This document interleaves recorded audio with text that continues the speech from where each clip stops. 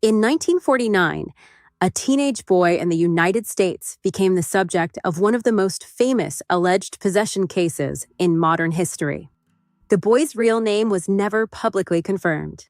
He has often been referred to as Roland Doe or Robbie Mannheim.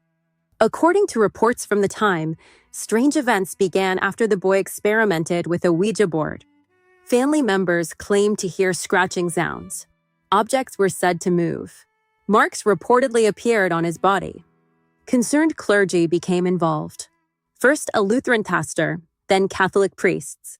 Eventually, a formal Catholic exorcism was performed in St. Louis. Priests kept diary notes documenting the events.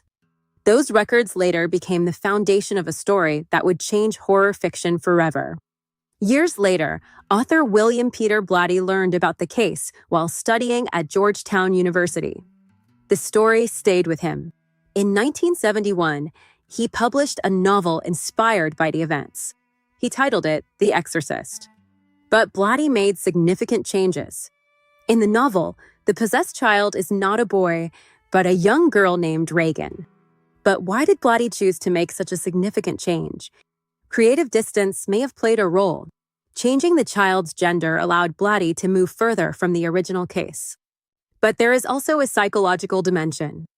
In storytelling, the image of innocence corrupted creates intense emotional contrast.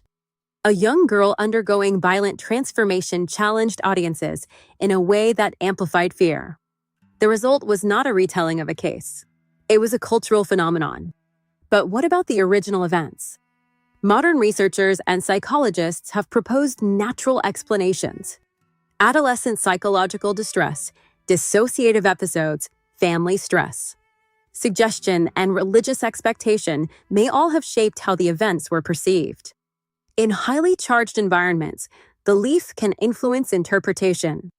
When witnesses expect spiritual activity, ambiguous events can take on supernatural meaning. None of this proves or disproves faith. It does, however, highlight how powerful context can be. A 1949 religious case became a 1971 novel. That novel became a 1973 film. And that film reshaped how an entire generation understood possession. The story's endurance may say less about demons and more about the human need to explain what we fear. Thanks for watching. I'm Christy, and I'll see you next time.